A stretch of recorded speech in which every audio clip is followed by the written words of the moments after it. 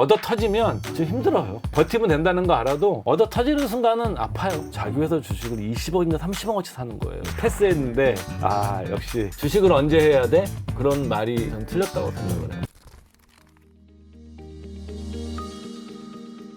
시대가 변해도 그리고 기업이 사라져도 투자의 원칙은 변하지 않는다. 전설적인 자산운용사인데요. 트위디 브라운의 황금 가치주를 찾는 방법을 오늘 함께 책으로 읽어보시죠. 가치 투자의 비밀이라는 책입니다. 이 책은 미래에셋 투자와 연금센터 이상건 센터장과 함께합니다. 안녕하세요. 예, 반갑습니다. 안녕하세요.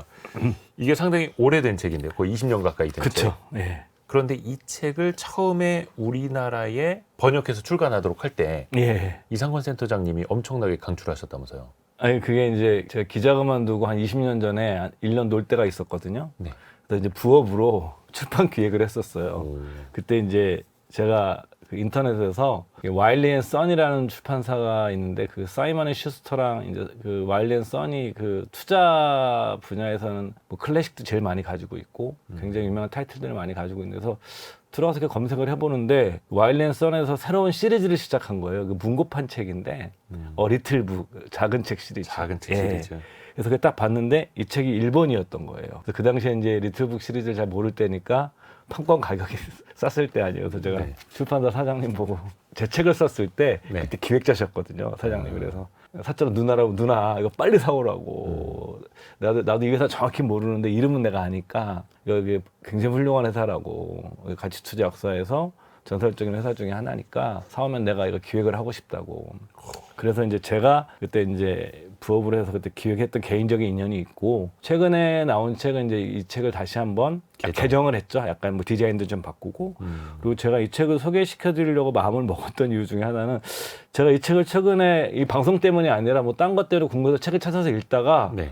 갑자기 이 회사 홈페이지가 궁금한 거예요. 그래서 홈페이지 딱 들어가 봤더니 이 회사가 드디어 ETF를 출시한 거예요. 이 운용사요. 예. 트위디 브라운. 트위디 브라운에서 ETF 출신했는데 보통 그 미국의 가치주 하우스들이 그 정통 가치주 하우스들이 그 ETF를 출시하는 경우가 많지 않은데 역시 시대가 변했구나. 그래서 이제 그 ETF가 지난해 말에 나온 거예요. 그래서 너무 신기해가지고 너무 반가워서 저는 샀습니다. 그냥 왜냐하면 너무 기분이 좋아서 한국에서도 이제 이런 펀드에 가입할 수 있는 시대가 됐구나. 그래서 이제 근데 수익률은 지금 마이너스입니다. 마이너스인데 그래서 네. 그 티커가 뭐 상품 추천하는 건 아닙니다. 이게 네. COPY라고 카피인데 그래서 이제 뭐 이런 기회에 옛날에 이렇게 그 전설적인 투자자나 이런 펀드들을 우리가 소개해줘도 가입할 수가 없잖아요, 우리가. 그렇죠. 근데 이제 ETF 한 거 살 수가 있으니까 혹시 뭐 사라는 말씀드리는 게 아니라 관심 있으신 이런 분들은 것들도 있다. 네, 이런 것도 한번 이렇게 보시는 것도 나쁘지 않다. 그런 취지에서 제가 이제 이 책을 준비했습니다. 가치 투자 ETF. 우리나라에서도 뭐 주주 환원 ETF나 가치주 예. 밸류업 뭐 ETF들도 많이 예. 나오고 있고요. 예. 근데 이 책이 뒤에 써 있기로는 2007년에 우리나라에 처음 나왔고 예. 최신 개정판이라고 써 있는데 2023년. 예. 근데 이 책을 지금 다시 추천하신 거예요? 그리고 이 책은 뭐 사실은 우리가 이제 이 주식 투자 전문가분들이 나오셔가지고 뭐 사실 전 주식 투자 전문가가 아니라 약간 투자 콘텐츠를 만드는 사람이니까 전문가분들이 책을 소개하세요. 현명한 투자자. 훌륭한 책, 너무너무 훌륭한 책이지만 초보자가 읽기 어려워요. 어렵죠. 냉정하게 얘기하면 그다음에 뭐 최근에 뭐 이렇게 나온 좋은 책들 뭐 퀄리티 투자라든가 뭐 벤자민 그랜의 뭐 증권 분석이라든가 그 뭐 피터 린치 책도 재밌긴 하지만 사실은 초보자가 그대로 따라하기 좀 어려워요. 사실 네. 제가 보기에는 그게 굉장히 이제 난이도가 있는 투자 방법이에요. 근데 이 책은 굉장히 초보자가 흉내내기에 너무 좋은 책이에요. 그리고 딱 입문하시는 분한테 권하고 싶은 책. 그쵸. 예. 그 리틀북 시리즈 자체가 그런 개념의 시리즈예요. 쉽게 한국에서는 이렇게 따로 나와 있지만 주식 투자를 처음 하는 사람들이 각 분야의 최고의 전문가들이 가장 쉽고 문고판으로 만든 책들을 보게 한 겁니다. 그래서 여러분 시간 되시면 그 리틀북 시리즈를 다 찾아가지고 출판사가 다 흩어져 있어요, 우리나라에서. 아, 그래요? 예. 다른 출판사에서 다 나왔는데 그걸 싹 모으셔가지고 여러분 그거만 읽으셔도 제 생각엔 뭐 굳이 뭐 투자 공부도 안 하셔도 될 것 같아요. 뭐. 계속 공부는 하셔야 되겠지만. 근데 이제 많은 분들이 그런 질문 하시거든요. 어떤 책부터 읽어야 하나요? 그럴 때 이제 추천할 수 있는 그런 책이에요. 예, 주식서 입문서로는 저는 뭐 이 책이 네. 제일 좋은 책 중 하나라고 생각합니다. 이 책의 저자가 크리스토퍼 브라운이라는 펀드 매니저고 이분이 이제 속해 있던 자산운용사가 트위디 브라운, 뭐 이름 따온 그런 이제 자산운용사일 사람 텐데 이름이죠. 예. 사실 좀 우리한테는 낯선 이름이에요. 이게 이제 뭐 제가 뭐 아주 깊이는 없지만 가치 투자 이렇게 계보를 공부를 해보면은 사실은 벤자민 그레이엄에서 시작이 됩니다. 그래서 벤자민 그레이엄의 영향을 받은 그룹이 두 그룹이 있는 거예요. 그러니까 벤자민 그레이엄의 컬럼비아 대학에서 수업을 들은 멤버들. 버핏을 비롯해서. 예, 버핏은 거기에 또 이제 나중에 이제 그레이엄 뉴먼 그 회사에 또 직원으로도 일하죠. 그쵸. 두 번째 이제 그 직원의 사람들. 그레이엄 회사에 뉴먼 회사에 거기 이제 월터 실로스라든가 톰 랩 이런 사람들은 직원이었고 그 다음에 컬럼비아에 대해서 공부한 게 워렌 버핏, 빌 루엔 이런 투자자입니다. 빌 루엔이라는 사람은 이제 버핏의 뉴욕 대변인 이런 별명도 있었던 사람인데 꽤 오래전에 돌아가셨죠 이분이. 전부 다 이 사람들이 그 벤자민 그레이엄이 은퇴를 하고 나서 다 자기 투자 회사들을 만들어요. 그러니까 버핏도 고향에 돌아가서 버핏 어소시에이트라는 우리로 얘기하면 사모펀드를 만든 거예요. 근데 공모펀드는 없었어요. 월터 실로스도 일종의 투자조합이니까 사모펀드에 가까워요. 네. 근데 공모펀드가 딱 두 개가 있습니다. 직계들이 만든 게. 이게 뭐냐면 그레이엄이 은퇴하면서 있었던 직원 중에 한 명인 톰 랩이라는 사람이 이 트위드 브라운 회사로 가요. 근데 그때까지는 이 회사가 뭐냐면 벤자민 그레이엄 회사에 주식 중개를 해줬던 회사예요. 장외 주식들을. 브로커리지 회사였는데 지금으로 따지면 이제 증권사 역할을 그렇죠. 그러니까 미국은 그런 조그만 브로커리지들이 많으니까 네. 톰 랩이 여기 이 회사로 가서 운용사로 바꾸자 제안을 하고 운용사로 바꾸어서 만들어진 게 이 트위드 브라운이라는 회사예요. 그러니까 자산운용사. 주식 사고 파는 걸 중개해주는 중개사에서 직접 펀드를 운영하는 운용사가 되잖아요. 운용사로 근데 지금 공모 운용사예요. 일반인들도 가입할 수 있는. 누구에게나 돈을 받을 수 문이 있는. 열려 있는 사모펀드는 그렇지 않거든요. 그리고 빌 루엔은 버핏이 이제 그 60년대 말인가요? 60년대 말이죠. 60년대 말에 버핏의 자기 투자조합을 청산을 하면서 그 투자자들에게 한 세 가지 제안을 하잖아요. 나 이제 안 할 거니까 버크셔에도 주식을 사거나 아니면 지방채 같은 걸 사거나 아니면 내가 내 친구한테 얘기해 놓을 테니까 그 펀드에 가입하거나. 네. 그게 이제 빌 루엔이 버핏 친구인 컬럼비아 대학 동기죠. 컬럼비아 같이 공부했던 동문 수학했던 이 빌 루엔이 그래서 버핏 초기 그 사모펀드 가입자들이 그 미천을 해서 만든 공모펀드가 세쿼이아 펀드예요. 이게 두 개가 이제 소위 말하는 직계 공모펀드예요. 근데 세쿼이아 펀드 같은 경우에는 지금 버핏에 가까워요. 투자 스타일이. 네. 그러니까 집중 투자를 하고 그다음에 뭐 종목도 압축을 좀 하고 이런 성향을 많이 보이고 그래서 이제 그 재미난 에피소드 중에 하나가 제가 기억하기로는 그 세쿼이아 펀드의 포트폴리오의 한 비중이 한 30% 가까이가 버크셔가 돼요. 버크셔에서의. 그러니까 이제 그 99년, 2000년대 이런 데는 막 안 오르잖아요. 그러니까 막 투자자들이 항의를 해요. 그쵸. 왜 지금 비중 좀 줄이고 해라 그러니까 이제 그때 투자자 연례 행사에서 빌 루엔이 했던 얘기가 자기가 아무리 생각해봐도 가장 뛰어난 경영자가 운영하면서 내재 가치가 이렇게 꾸준하게 성장하는 회사는 버크셔 외에는 없는 것 같다. 그래서 줄일 수 없다. 뭐 이런 얘기를 했던 얘기가 나오고. 그 IT 버블 한창일 때요. 예. 아마 그 전일 거예요. 제가 시장 정확히 안 나는데 오래전에 읽어서 그 다음에 이제 이 트위드 브라운 같은 경우에는 지금 소위 말해서 그레이엄식과 버핏식이 약간 섞여 있긴 한데 사실은 그레이엄 쪽이 훨씬 더 가까워요. 그러니까 우리가 얘기하는 뭐 저퍼, 저PBR, 밸류에이션이 낮은 싼 주식들. 그래서 뭐 그 흠 있는 주식들, 시장에 뭐 오해가 있거나. 그러면서 뭐 이 책의 종목 발굴법 중에 하나가 52주 신저가 리스트를 찾아본다든가. 뭐 그다음에 가장 그 나쁜 업종을 찾아본다든가. 뭐 이런 식의 이제 역발상 투자들. 예, 이런 식의 소위 말해서 그 싼 주식을 찾는 이런 계보를 가지고 있어서 이 두 개의 공모펀드가 있는 거죠. 근데 세쿼이아는 ETF가 없어요, 아직까지. 우리가 가입할 수 없고 그다음에 이제 이거는 이제 우리 ETF가 나왔으니까. 트위디 브라운에. 근데 이제 너무 이제 이게 거래량이 작아서 스프레드가 너무 벌어져서 이렇게 뭐 이렇게 편하게 살 수 있는 건 아니고요. 그러니까 그냥 호기심 삼아 여러분들께서 한번 이렇게 들여다 보시면 거기 이제 한국 회사도 들어가 있습니다. 그 포트에. 저 종목 얘기 말씀드릴 수는 없지만 와서 보시면. 어떻게 보면은 벤자민 그레이엄으로부터 시작된 그 그레이엄 도드 마을의 계보를 잇는 투자자들이 운용하는 펀드에 내가 투자할 수 있다라는 예, 그쪽 설레임일 수도 있을 것 같아요. 예, 추천하는 건 알고서 이제 그 사람의 이 회사에 원래 이제 브로커리지 할 때 크리스토퍼 브라운의 아버지가 그 파트너였었어요. 그러니까 이 사람이 이제 자기 아버지 회사 사무실 들러갔다가 거기서 꼬임을 당해가지고 거기서 앉아서 이 펀드에 이제 CIO를 하고 이 책을 보게 되면 자기는 90세에 넘어서까지 주식을 운용할 거다라고 그러셨는데 보통 같이 투자하시는 분들이 오래 사세요. 근데 이분은 예전에 저도 그 성공예감 이데오입니다 오프닝 멘트를 한번 써먹은 적이 있습니다. 예, 오래 살아요. 굉장히 장수하시는 분들 많죠. 예, 제일 뭐 오래 사시는 분이 뭐 되게 기분이 어빙칸 100세 예, 넘을 그죠. 때까지. 어빙칸은 108세인가까지 예. 그때까지 주식 운영하셨어요. 그분 실제로 또. 100세 넘을 때까지 펀드 매니저. 그칸 브라더스라는 회사에서 운영하셨어요. 예, 예. 자기 아들들이 지금은 경영을 하는데 이분은 좀 일찍 돌아가셨어요. 그게 뭐 2009년도에 돌아가셨으니까 한 65세 정도에 좀, 그러니까 63세 좀 일찍 돌아가셨죠. 그 유일한 저서가 됐습니다. 이분의. 크리스토퍼 브라운이요. 예. 네. 그 가치 투자에 대한 이야기입니다. 가치 투자의 비밀. 그러니까 어떻게 보면 사실은 가치 투자의 문을 열어주는 그런 예. 책, 그런 개념인데 사실 워런 버핏도 여러 차례 이야기를 합니다만 가치 투자가 가장 쉬운데 가장 많이들 안 하지요. 예.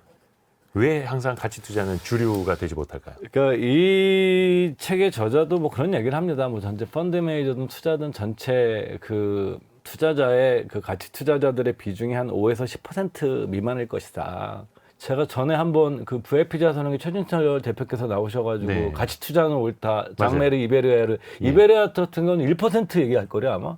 뭐 시장의 가치. 그러니까 전체 투자자 100명 중에 한 명이나 예, 할까 말까 하는. 예, 1%안 된다고. 그분은 더 보수적인 투자자니까. 예. 예, 그분은 또 그 소위 말하는 오스트리아 경제학파 그 프리드리 하이에크나 루드빈 폰 미제스의 이제 그분들은 이 경기 변동을 그 화폐적 현상으로 보시거든요. 뭐 제가 깊이 있긴 모르지만 그분 책들을 읽어보면 그래서 그분들은 이제 오히려 근본 이제가 더 맞다고 생각하시는 분이에요. 그러니까 장 마리 이베르야르 같은 경우에는 그 신오스트리아파의 그 학문을 되게 좋아하는데 의외로 가치 투자하시는 유럽의 가치 투자자들 분들 중에는 신오스트리아파의 주장들을 되게 옹호하시는 분들이 많아요.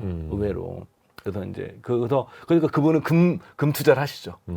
근데 금 투자하시고 이제 오히려 이제 근데 이 크리스토퍼 브라운은 장 이베리아르보다는 이 책에도 장 이베리아르가 나와요. 얘기가 나오더라고요. 그러니까 서로의 친분이 다 있는 거예요. 그러니까 끼리끼리 만난다고.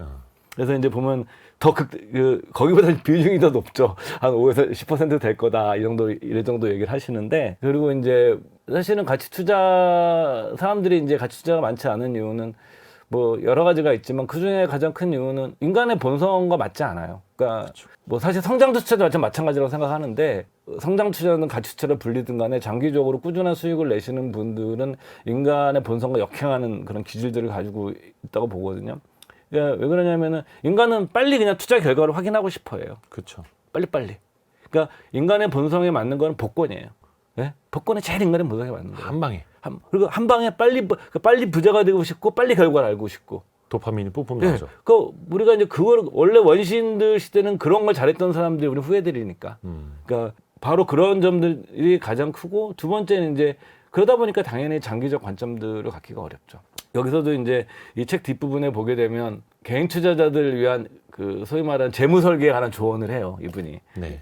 딱 변수는 두 가지 정도를 얘기를 하세요. 나이, 그다음에 자기가 생각하는 적정 필요 자금, 노후 자금이죠. 이게 얼마나 될 거냐. 자기가 사람마다 다르잖아요, 이거는. 네. 나이가 젊을수록 특히 투자 기간이 30년 이상 남은 사람들이면은 100% 주식에 하라고 얘기를 해요. 왜냐면 이거 그 제레미 시겔의 그 주식 투자 바이블이나 그 투자의 미래라는 책에서 제일 분석이 잘 돼 있잖아요. 그러니까 30년 이상 주식을 보유하게 되면 단 한 번도 마이너스가 나지 않는다는 거죠. 장기적으로 봤을 때. 그쵸. 네. 근데 이것이 인간의 본성과 안 맞죠. 그렇죠. 예. 빨리 돈 벌고 싶어요. 예. 그러니까 투자 기간이 뭐 10년 남으면은 10년 하게 되면 손실을 보지 않을 확률이 80%로 올라가거든요. 네. 그러니까 10년, 30년 정도가 되면 사실 시간이 가장 리스크를 해지할 수 있는 가장 확실한 방법이거든요. 그렇죠. 예. 시간이라는 건 우리가 지나고 나서 보면 명백해 보이는 거긴 하지만 그다음에 그러니까 나이가 많은 사람들이 나이가 어리다 그러면 당연히 주식자산 비중을 더 높여야 되는데 이게 인간의 본성에 맞지 않는 거죠. 그러니까 워런 버핏도 그런 질문 예. 지겹게 들었잖아요. 왜 사람들은 워런 버핏 버크셔에서의 포트폴리오 다 나오고 그냥 버크셔에서의 주식만 사도 되는데 그런 투자를 안 할까요? 하니까 아무도 나처럼 천천히 부자가 되려 하지 않는다고. 그쵸.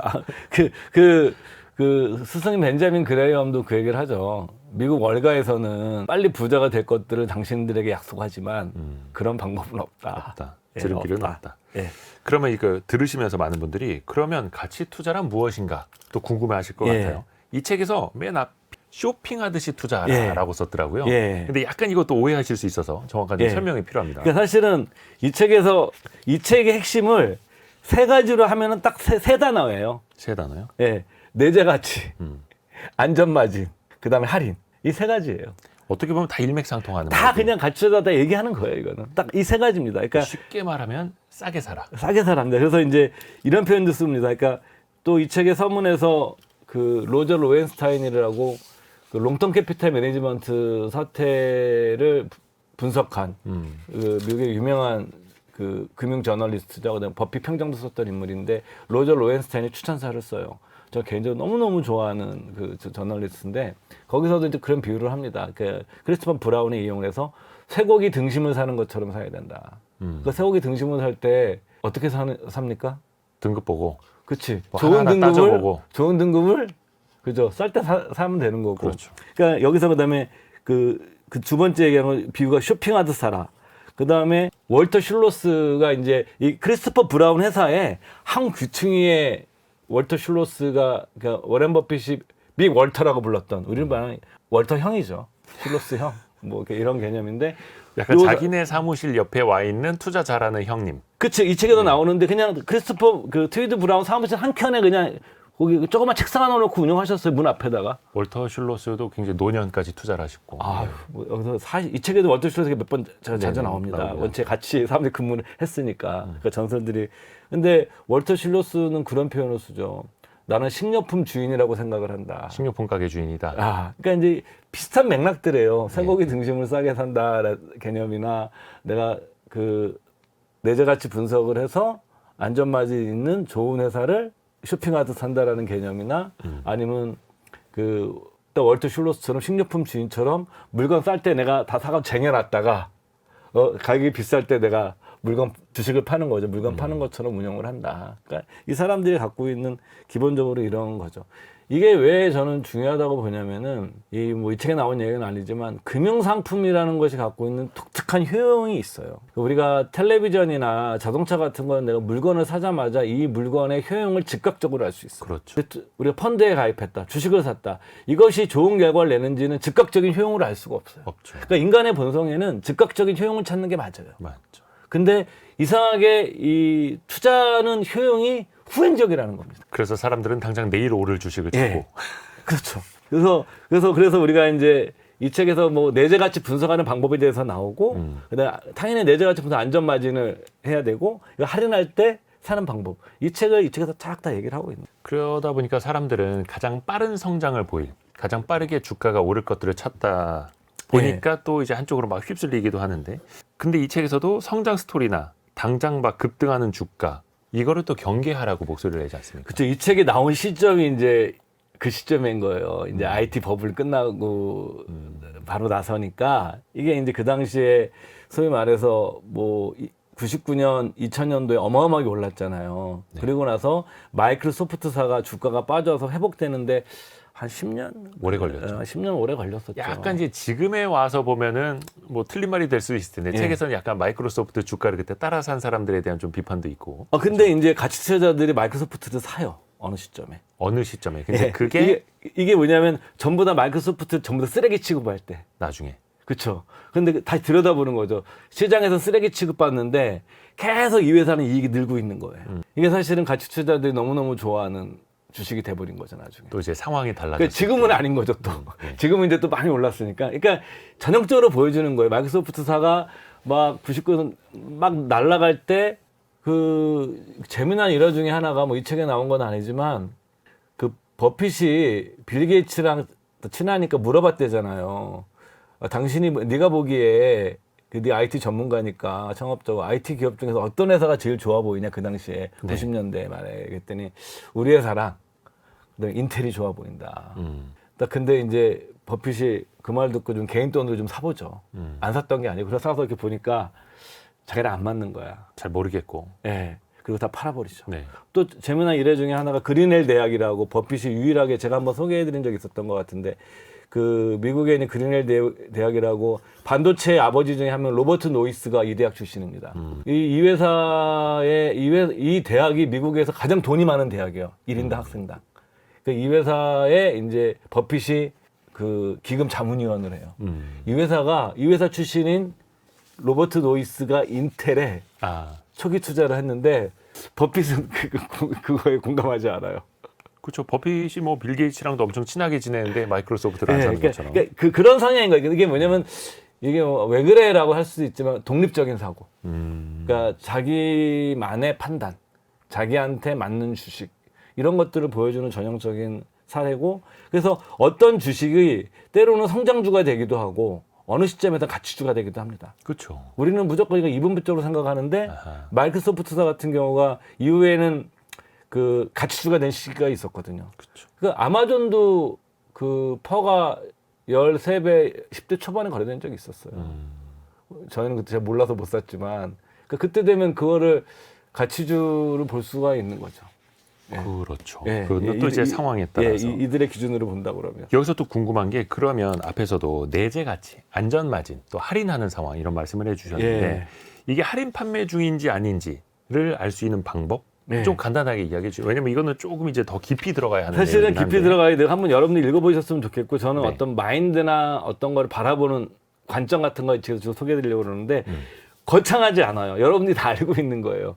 저퍼, 저 PBR, 그 다음에 이제 ROIC, 여기서 ROC라고 그러는데 ROIC라고 그래가지고 그 자본을 영업이익으로 나눈 거. 그러니까 그게 뭐냐면 자본을 이용해서 효과적으로 이 회사가 얼마나 돈을 잘 버느냐.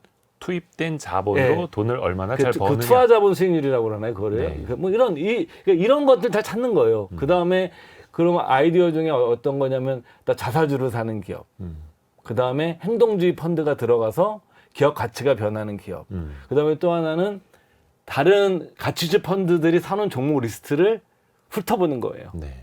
그래서 그 제일 유명한 게 크리스토퍼 브라운이 샀던 종목 중에 하나가 웰스파고예요, 웰스파고. 네. 그러니까 70년대인가 80년대를 기억하는데 미국에서 저축 대부조합 사태가 있었고 그 다음에 멕시코 이런 적에 남미 위기가 있으면서 은행 업종들이 박살이 난 적이 있었어요. 네. 그 웰스파고는 여러분들 알다시피 골드러시 시기에 생긴 은행이잖아요. 그 소위 말하는 서부 개척 그 해서 이제 그때 생겨난 게 유명한 게 이제 그 웰스파고 은행이 되게 유명한 그 은행인데 그래서 서부를 근거로 한 은행이에요. 그 주로 영업 베이스가. 네. 근데 이제 보니까 서부 분석을 제가 이제 이건 시장에 이제 가치자들은 폭락한 업종에서 박살난 업종에서 시장에 오해가 있는 돈 찾는 거 좋아하잖아요. 네. 그 웰스파고 같은 경우 봤는데 전혀 물린 게 없는 거예요. 얘네는 크게 막 그러니까 이거를 사려고 그랬는데 누가 주식을 산 거예요 그 당시에. 누가 사면 버핏인지 웰스파고를 사니까 크리스토퍼 브라운이 내가 알고 있는 세상에서 가장 똑똑한 애널리스트가 산 주식을 내가 왜 또 분석해야 되냐 그러면서 같이 산 사례가 나옵니다. 버핏이 샀으면 검증 끝났다. 예, 자기들이 봐도 다 자기들끼리 아는 사이잖아요. 네. 예. 또 이 책에서 나오는 이야기가 뭐 우리가 주식 세일할 때 할인 판매할 때를 이야기해서 그런데 우당탕탕 떨어질 때 사라. 예. 근데 최근에 보면은 미국의 어떤 관세 전쟁, 트럼프 관세 때문에 시장의 변동성도 엄청 커지고 예. 말 그대로 우당탕탕 떨어지는 날이 좀 있지 않습니까? 예. 어떻게 빗대서 봐야 될까요? 이게 이제 사실은 이렇게 할인을 하려고 그러면 이게 시장이 크게 하락하거나 시장에 오해가 있거나 시장의 관심에서 멀어져야 돼요. 그러니까 시장에 인기가 있으면 할인되기가 어렵죠. 그렇죠. 예. 근데 인기가 있는 종목을 잘 써 돈을 버시는 분들도 분명히 있어요. 그렇지만 이제 이렇게 크리스토퍼 브라운처럼 벤자민 그레엄 쪽에 가까운 굉장히 보수적인 이런 투자자들은 그런 걸 잘 안 사죠. 왜냐하면 정상가에 거래되거나 조금 비싸게 거래된다고 생각을 하는 거예요. 그러니까 이들은 할인된 걸 찾는 거예요. 할인된 걸. 네. 그러니까 할인되려고 그러면은 우당탕탕 떨어져야 되죠. 네. 그러니까 뭐 찾는 게 아까도 말씀드렸지만 신저가 리스트 뭐 이런 거 뒤져보고 그 다음에 그 인기가 없는 소외주들 찾아보고 뭐 최근에 자동차들 같은 경우가 자동차주 같은 거 많이 빠졌잖아요. 네. 아마 자동차 같은 것도 한번 뒤져보겠지 이런 사람들이라면 자동차 중에서 시장에 오해가 있고 근데도 정말 돈 잘 벌고 있는 뭐 무슨 기업이 있으면 이런 것들은 기회가 흔히 되는 그냥 거죠. 통념적으로는 그냥 관세가 있으면 무조건 안 좋을 거야. 근데 그런데도 안 좋은데도 좋은 놈들이 있거든요. 그 안에 네, 뒤져보면. 네. 그러니까 이런 걸 찾아나가는 게임을 하는 거죠, 이들은. 그러니까 그래서 이게 가치 투자가 말처럼 쉽지 않은 게 되게 노력을 많이 해야 되는 투자 방법이에요. 많이 뒤집어 봐야 되고. 그쵸. 그래서 저는 뭐 가치 투자의 비밀책 소개하러 나와서 이런 말하기 뭐하지만 그래서 개인 투자자들은 그냥 인덱스가 더 낫다고 생각하는 사람이에요. 인덱스 투자 꾸준히 자체가. 또 그렇게 또 예, 강조해주고 인덱스 투자를 하고 요즘처럼 많이 빠지면 더 사고 피해가지 말고 한 20% 이상 빠지면 고맙다고 생각하고 더 사고 이런 식으로 장기적으로 사 나가더라도 충분히 저는 개인 투자자들은 노후 준비가 가능하다고 보는 입장이죠. 저는.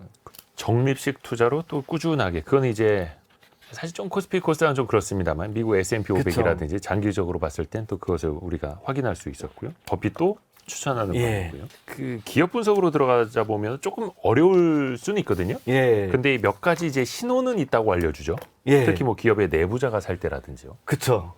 내부자가 사는 거는 미국은 이제 그 자사주 사각하면 자사주 소각을 하잖아요. 그다음에 내부자가 의미 있게 비중을 살 때, 그다음에 그걸 꾸준히 살 때.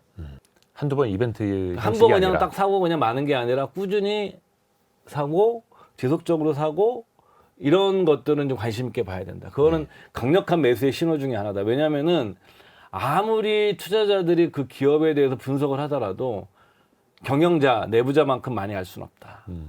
그러니까 사실은 그거는 굉장히 의미 있는 신호고 최근에 우리나라 같은 경우에도 전자공시 같은 거 보시면 네. 이게 꾸준히 경영진들이 상당히 의미 있는 돈으로 사는 게 있었어요. 저는 사실 그래서 종목 하나 놓친 게 있었어요. 그 모 중공업 업체 CEO가 네. 월급쟁이 CEO잖아요. 자기 회사 주식을 20억인가 30억어치 사는 거예요. 그 조선업 쪽인데. 그래서 이제 살까 말까 망설이다가 조선업에 대해서 분석할 능력이 안 돼가지고 그냥 패스했는데 역시 그게 신호였었더라고요. 그러니까 그 정도 의미 있게 사면 상당히 의미 있는 신호가 될 겁니다.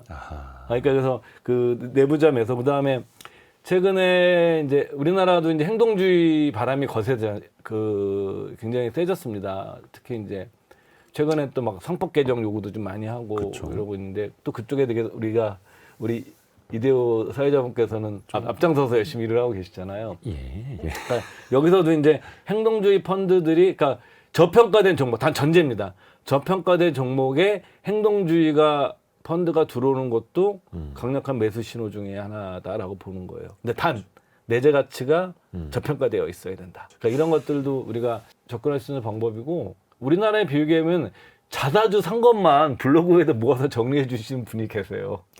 그래서 저는 그거 구독하거든요. 네. 제가 일일이 찾아보기 싫어서. 그러니까 사실 이제 자사주 매입은 거의 매일매일 또 공시가 나오기 때문에 예, 그렇죠. 그 행동주의 펀드가 들어가서 기업 가치를 높이는 방식 사실 이게 이른바 우리가 경영계, 재계라고 그렇죠. 하는 그런 쪽 목소리 들어보면은 기업의 안정적인 경영을 위협하는 어떤 뭐 먹튀 세력, 뭐 해외 투기 세력 막 이렇게도 보는데 사실 그게 엄청나게 저평가되어 있고 대주주들 자기만의 리그로 만들어 놓은 그쵸. 그 회사를 어떻게 보면 공평하게 바로 세울 수 있는 하나의 또 지렛대 역할이 또 되기도 하고요. 예, 요즘 관점에 따라서 좀 다르죠. 이 책에 나온 내용은 아니지만 우리 자본시장을 바라보는 관점인 것 같아요. 왜냐하면 사회주의 국가에서는 자본시장이 발달하지 않습니다. 그렇죠. 예, 그러니까 우리가 역사적으로 한 나라가 부강해진 나라들 치고 자본시장이 발달하지 않은 나라가 없어요. 세계 최초의 증권시장이 암스테르담 그 동인도 회사 주식을 거래하면서 생겨난 거잖아요. 그러니까 이 자본시장이라는 게 뭐냐면 그 사회에 있는 돈을 자본시장을 통해서 효율화시켜내는 거예요.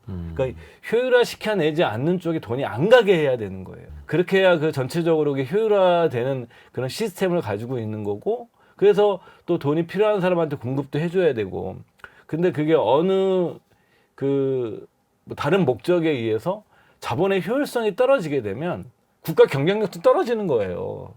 그게 자꾸 뭐 개인 기업의 뭐 지배권 이런 논의도 중요하지만 과연 우리나라 자본시장이 그 사회에 사회를 더 효율화시켜내고 있느냐, 우리 경쟁력을 높이는 방향으로 자본 재배치가 이루어지도록 되고 있느냐, 이런 근본적인 물음에도 전 질문을 던졌을 때 아니잖아요.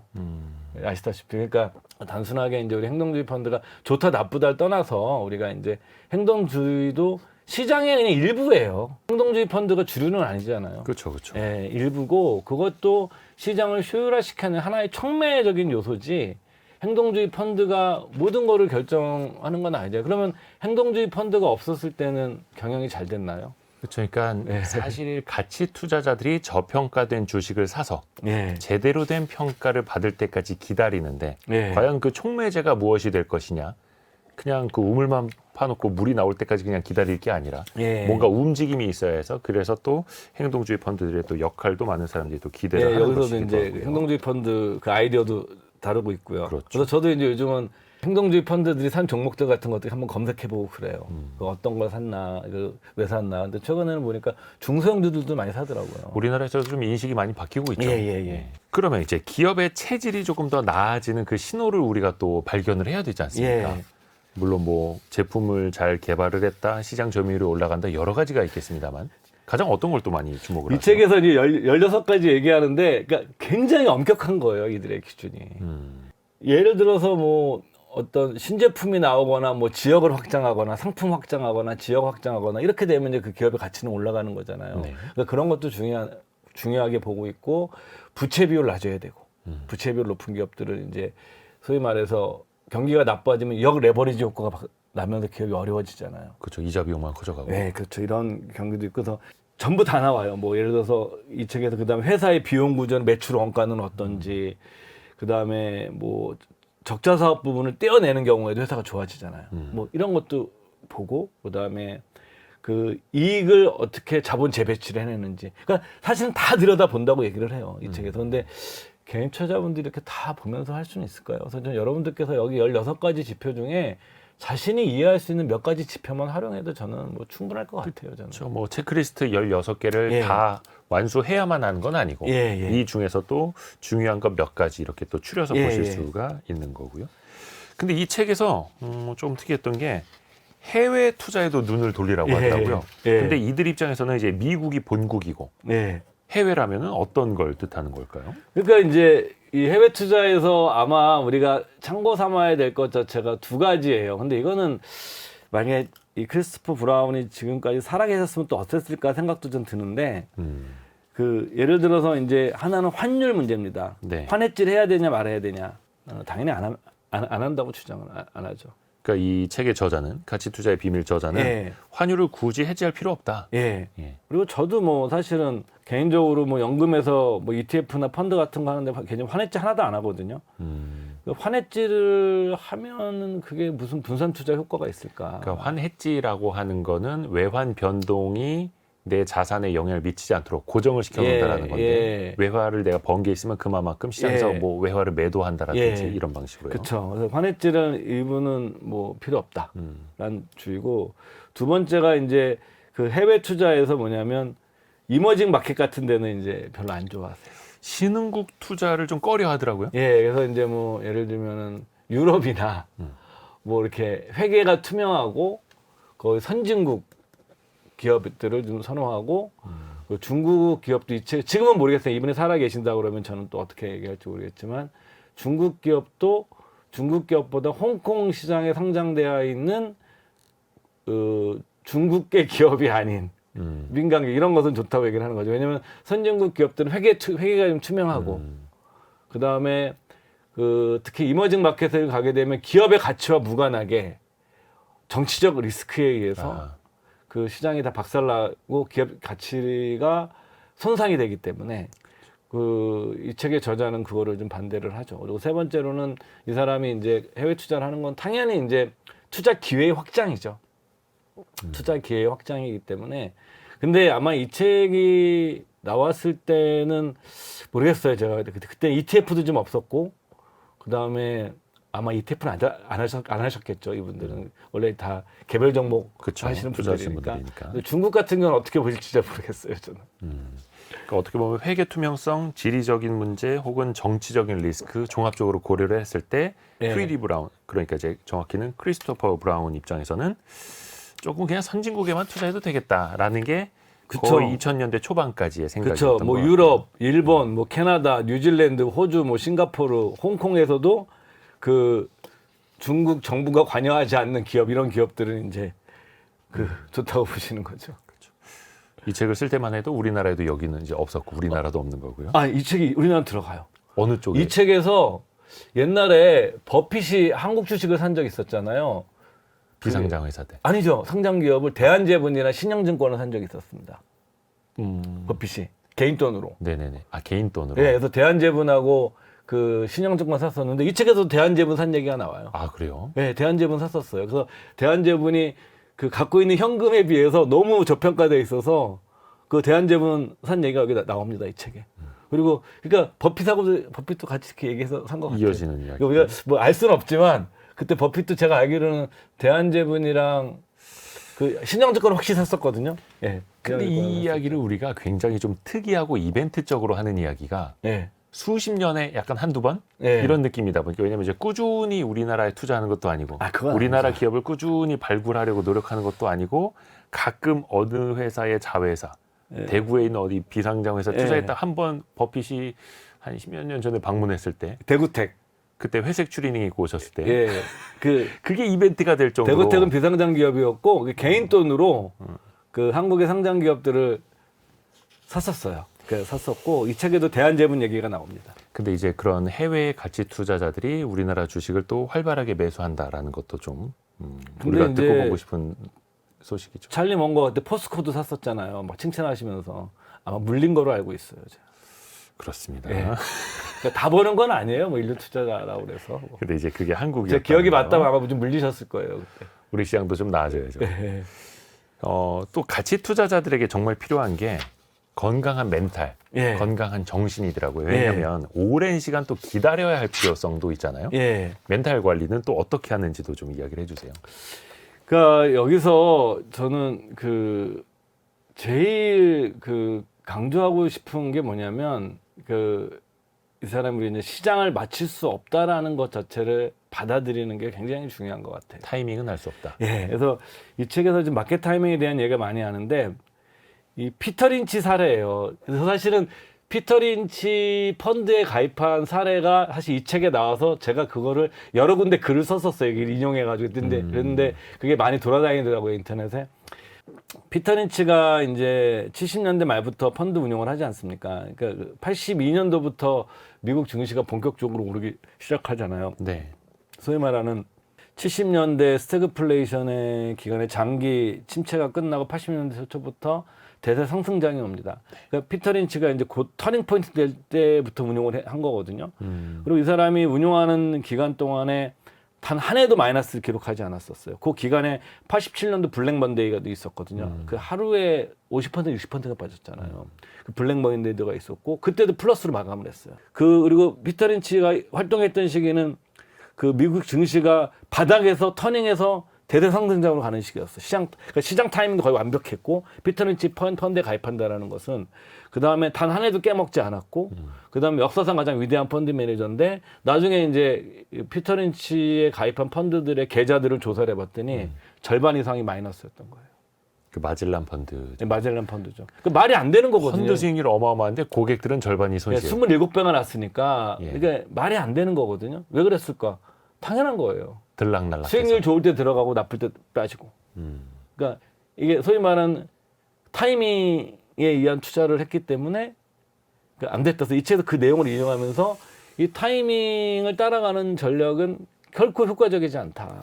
그게 개별 주식도 그렇고 펀드 시장도 사실 그렇죠. 예. 우리나라에서도 막 시장 불타오를 때 사람들이 막 펀드 가입하고 주식을 사고 예. 시장 빠질 때 오히려 그때 사야 하는데 그때는 또 돈을 빼기 바쁘고. 예. 그리고 또 하나는 이제 이 타이밍 그래서 타이밍 관련 또 하나 말씀드린 게 이제 이 책에서 이제 샌포드 번스타인 앤 컴퍼니라고 리서치 회사인데 이 회사 약간 가치주 스타일의 리서치 회사인데 네. 여기서 1926년도부터 93년도까지 그러니까 이 주식 투자에서 얻은 수익률을 분석을 했는데 이것도 굉장히 유명한 연구입니다. 이게 이 책에서 인용하고 있는 건데 주식에 투자해서 얻은 수익률의 80 내지 90%는 전체 투자 기간의 2에서 7%라는 짧은 기간에 이루어진다라는 거예요. 그러니까 시장은 맞출 수 없고 확 오르는 기간은 굉장히 짧다라는 거예요. 그렇죠. 그러니까 우리가 이거를 받아들이고 투자를 하는 사람과 아닌 사람은 저는 굉장히 이제 그 멘탈 투자에서 멘탈을 관리하는데 큰 엄청난 차이가 있다고 좀 보거든요. 그러니까 이거를 사실 좀 당연하게 여기셔야 하는데 그거 주식 어렵죠. 투자는 왜 이렇게 고통스럽나요? 네. 내가 산 주식은 왜 계속 빠지기만 하나요? 그러니까 저는 우리 청취자분들의 사연이 올라올 때도 그런 말씀 해드리거든요. 한 주식 투자하고 나서 한 80%, 90%의 기간은 그냥 다 고통의 기간이라고 원래. 맞습니다. 근데 그러다가 한 반짝 그 한 5%, 10%의 시간 안에 다 오르고 마는. 이게 많은 분들이 부동산도 이래요. 부동산도 우리가 막 계속 오른 것처럼 생각하지만 부동산도 이렇게 지지부진하다 오를 때 확 올라요. 그러니까 이것이 우리가 이유는 모르겠는데 이 자산 시장의 하나의 그게 이 복잡계적 현상 같아요. 저는 이 자산 시장이 갖고 있는 이 불확실성을 기반으로 한 우리 복잡계 시스템이잖아요. 이게 그러니까 이게 가격이 오를 때 이게 막 계속 오르는 게 아니라 시간을 이렇게 펼쳐서 놓고 보게 되면 특정 기간에 왕창 올라버리는 거예요. 이게 뭐 우리가 이제 밀린 숙제를 한꺼번에 하듯이. 그러니까 계단식 상승이라고 하는데 그게 매일매일 그 계단을 올라가는 게 아니라 계단 한 칸이 굉장히 먼 거죠. 그렇죠, 그렇죠. 그러다 보니까 여기서 이제 버핏이 한 얘기를 이 사람이 인용하고 있는데 저자가 네. 가치 투자의 원칙을 실천하다 보면 수익률이 울퉁불퉁해진다고. 그러니까 가치 투자 원칙 울퉁불퉁해지는데 제일 중요한 건 울퉁불퉁할 때 이렇게 빠져 있을 때를 어떻게 견뎌내느냐. 그래서 뭐 모든 투자책에 나오잖아요. 빠지지 않고 나오는 게 하여튼 그 세 글자 인내심, 참을성. 이거는 사실은 모든 책에 빠지지 않고 나오는 건데 이 책도 읽다 보면은 인내심, 참을성에 대한 얘기가 뭐 계속 나와요. 그래서 서두에 말씀해 주신 것처럼 가치 투자는 인간의 본성과 애초에 맞지 않는 거다. 예, 기다림이 필요하니까요. 예, 맞지 않죠. 워런 버핏도 했던 이야기 중에 또 기억에 남는 게 주식시장 자체가 인내심이 없는 사람에게서 인내심이 있는 사람에게 돈이 넘어가게 설계돼 맞습니다. 있다. 맞아요. 그렇게까지. 근데 저도 말은 하지만 되게 쉽지 않아요. 그리고 좀 이런 표현, 저는 이런 표현 많이 쓰는데 얻어 터지면 좀 힘들어요. 이게 아무리 내가 이게 좀 확신이 있고 맞다고 생각해도 그리고 알아도 버티면 된다는 거 알아도 얻어 터지는 순간은 아파요. 뭐 여러분도 마찬가지일 것 같고. 그러니까 버핏도 그렇고 주가가 빠지면 더 좋습니다. 더 싸게 살 수 있으니까 말은 하지만. 그건 버핏이니까 그렇죠. 우리 같이 평범한 사람들은 아파요. 아프지 않으세요? 그럼요. 저희는 엄청 아파요. 계좌에 뭐 마이너스 10%, 마이너스 20%, 마이너스 30%, 더 커질수록 예. 더 팔고 싶어지고 그렇죠. 예, 그렇잖아요. 우리가 이제 권투에 비유하면은 버핏 같은 그 위대한 투자가는 주가가 빠지면 미소를 지으면서 옛날 무하마드 알리가 나비처럼 날아다 아웃복싱 하듯이 이렇게 피해가면서 이렇게 즐겁게 관찰하는 것 같고 저희 같은 사람들은 이렇게 이거 뭐죠? 이렇게 올려놓고서 두들겨 맞으면서 아파 하면서 참는 거죠, 뭐 저희들은. 그 상대의 주먹이 스쳐 지나가는 게 그 순간순간 눈으로 보이는 사람과 그냥 일단은 가도 올리고 방어해야 되는 사람의 차이일 수도 있겠고요. 그래서 일단 이거 하나하나를 또 배워보는 거죠. 예.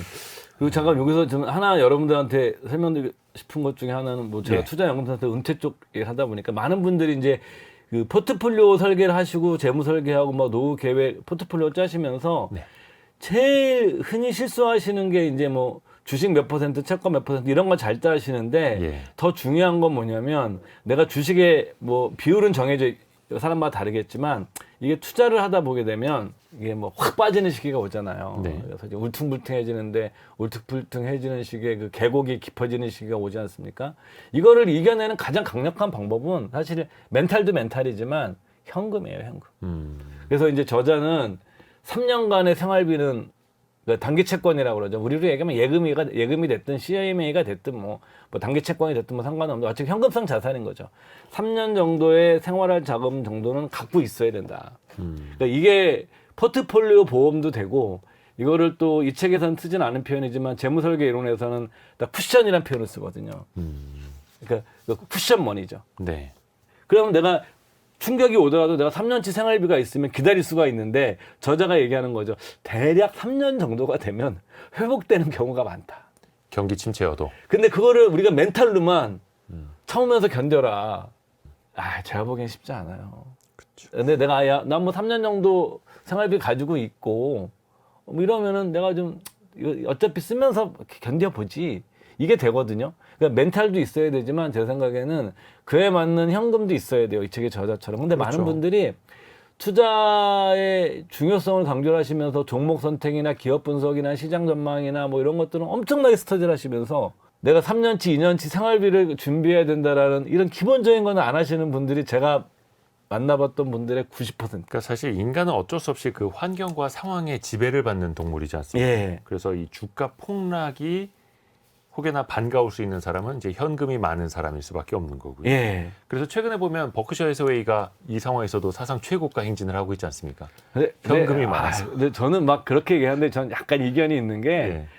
버핏 정도 되면 의미가 없어요. 어떤 비중을 좀 늘렸다 줄였다. 그래도 아마 제 생각에는 주식 비중이 70% 정도 될 거예요. 그렇죠. 뭐 비상장 주식도 많고. 근데 여러분들 중에 주식을 자기 재산에 올인하시는 분들도 계시겠지만 그렇게 하면 안 되죠, 개인들도. 그렇죠. 그러니까 여러분들 제 생각에는 주식의 100%를 할 수도 있겠지만 그래도 특히 뭐 나이가 좀 있으시면은 좀 한 20-30% 현금 들고 있어야 되는 게 상식적인 거 아니에요? 버핏 정도 되니까 그냥 하는 거고 뭐 의미가 없잖아요, 그 분이 얼마나 또 중요한 게 그래서 나이대별로 자산 배분도 좀 달라져야 한다. 이 책에서도 굉장히 강조를 하고 있죠. 계속 예. 강조를 하고 있고 또 하나 좀 중요한 건 뭐냐면 여러분들의 포트폴리오가 자신의 스타일에 맞아야 돼요. 몇 개 종목이 이상적이냐. 뭐 버핏 같은 경우에는 피터 린치는 20개 안팎을 얘기를 하는 걸 기억하고 있는데 뭐 어떤 분들 10개면 충분하다. 막 다 있어요. 근데 월터 실로스 같은 이런 뭐 소위 말하는 담배꽁초 주식에 투자했던 분들 같은 경우는 100개에서 200개까지도 가졌거든요. 거의 뭐 백화점식으로. 예. 그러니까 종목을 몇 개 정도 갖고 계신 게 우리 사회자분께서는 편하세요.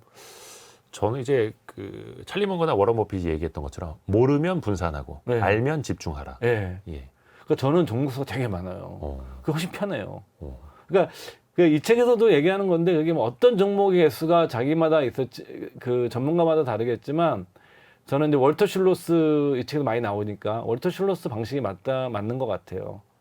밤에 편안히 잘 수 있는 포트폴리오. 특정 섹터나 특정 주식들이 빠지더라도 다른 쪽에서 또 그러니까 내가 뭐 보완을 한 해주고. 종목이라도 잠을 편안히 잘 수 있으면 되는 거예요. 음. 근데 나는 한 종목만 사면 불안하다 이러면은 그렇죠, 안 그렇죠. 맞는 거예요. 그렇죠. 근데 난 한 30개 가졌더니 뭐 마음이 하나 편하더라. 오르고 떨어지고 이러니까 난 괜찮아. 그러면 나는 뭐 그게 좋은 포트폴리오지. 우리가 어떤 수학에서 그 산수나 수학에서 정답을 푸는 것처럼 그게 아니라 일단 제가 뭐 드릴 수 있는 말씀은 이 책에도 나오지만 여러분들이 잠을 잘 잘 수 있는 포트폴리오를 구축하는 게 그렇죠. 제일 좋은 포트폴리오다라 말씀드리고 싶습니다. 그게 이른바 이제 분산 투자의 매력이기도 하고요. 다만 그 분산 투자도 같은 업종 내에서 20개, 30개 갖고 있는 게 아니라 조금 더 성격이 다른 맞습니다. 그런 자산을 맞습니다. 또 담아야 하는 거고요. 저희가 크리스토퍼 브라운이 쓴 가치 투자의 비밀이라는 책을 읽고 있는데요. 이 책을 관통한 핵심 구절 하나를 저희가 센터장님께 직접 좀 부탁드리고자 이게 합니다. 뭐 다른 분들은 다른 걸 느끼셨을 텐데 저는 제가 제일 좋아하는 말들이에요. 이런 예. 것이. 주식 투자에서 이기기 위해서는 게임이 벌어지고 있는 시장에 항상 머물러 있어야 된다. 주식을 언제 해야 돼? 그런 말이 전 틀렸다고 생각을 해요. 머물러 있어야 된다. 왜냐하면 주식 투자의 수익의 80 내지 90%는 2에서 7% 짧은 기간에 이루어지기 때문에 대체로 머물러 있어야 되고, 그러니까 버핏이 주식 비중을 줄인 거지 주식에 머물러 있는 건 아니거든요. 계속 머물러 있거든요. 그렇죠. 그건 이제 뭐 사람마다 다르겠지만 비중의 문제를 이런 것은 있을 수가 있겠지만 주식에 머물러 있는 전략이 오히려 좋은 거다. 두 번째는 가치 투자는 롤러코스터를 타는 것이 아니라 목적지까지 단조롭고 긴 여행을 하는 것 같다. 그러니까 가치 투자나 인덱스 투자는 재미가 없습니다. 재미가 있는 투자 방법이 아니고 지루한 투자 방법인 건데 우리가 이제 매매 회전율에 대한 연구들이 많아요. 이 책에도 매매 회전율에 대한 연구들이 많은데 턴오버가 많고 많이 사고 파는 거죠. 네. 많이 사고 팔아서 수익이 좋다라는 연구 결과나 경험적 증거는 거의 없습니다. 극히 일부의 사람들은 있겠지만 대다수는 매매 회전율이 낮은 투자자들이 굉장히 훨씬 더 성과가 좋다라는 거죠. 그러니까 때로는 특히 요즘 같은 때 많은 분들이 고민스러운데 아무것도 하지 않는 힘을 길러야 돼요. 그러니까 매매 회전율이 낮은 사람들이 성과가 좋다. 예. 네네. 이때서도 얘기하지만 올바른 선택을 하고 투자자가 할 일은 그저 기다리는 것이다. 그러니까 많이 생각하고 적게 행동해야 하는데 그렇죠. 많이 사고 팔고 적게 생각하는 게 사실은 또 최악이죠. 정확한 지적이세요. 그러니까 우리가 일상생활에서 딴 일을 할 때는 행동 먼저 하는 게 좀 맞다고 생각을 해요. 운동을 하거나 뭐 일을 하거나 일단 움직여야 돼요. 네. 근데 투자에서는 행동을 최소화하는 전략이 좋은 거죠. 제가 본 대다수의 영역은 행동을 많이 할수록 사람이 더 좋아지는 것 같아요.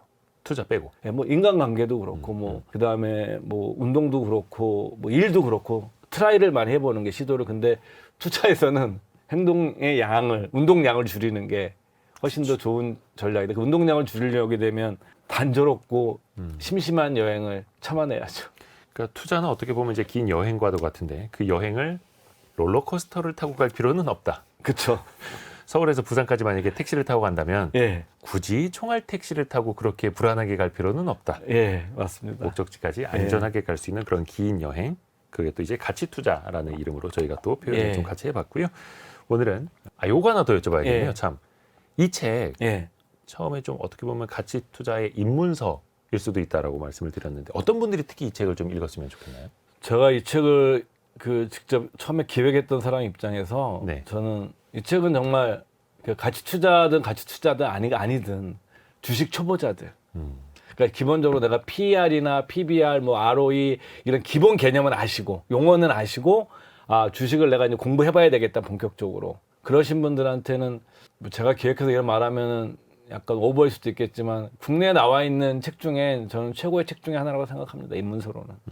이게 어떻게 보면 투자 성향, 유형, 스타일의 문제가 아니라 예. 어떻게 보면 이제 내 돈을 잘 지키기 위한 그쵸. 또 원칙적으로도 그쵸. 그게 또 필요한 거죠. 그리고 굉장히 방어적인 투자를 하는 회사고 이 트위드 브라운이라는 회사가 저자도 당연히 그래서 CIO였으니까 다 당연한 거고요. 그래서 여러분들께서 좀 이렇게 좀 내 돈을 지켜가면서 투자하시는 그런 마인드가 계신 분들은 이 책은 정말 제 생각에는 그 초보자들 꽃길은 아니지만 그 내가 먼 길을 여행할 때 그 길을 잃어버리지 않게 하는 이정표와 같은 역할을 할 수 있는 책이라고 생각합니다. 좋습니다. 오늘 크리스토퍼 브라운이 쓴 가치 투자의 비밀이라는 책을 미래에셋 투자와 연금센터 이상건 센터장과 함께했습니다. 고맙습니다. 예, 고맙습니다. 감사합니다.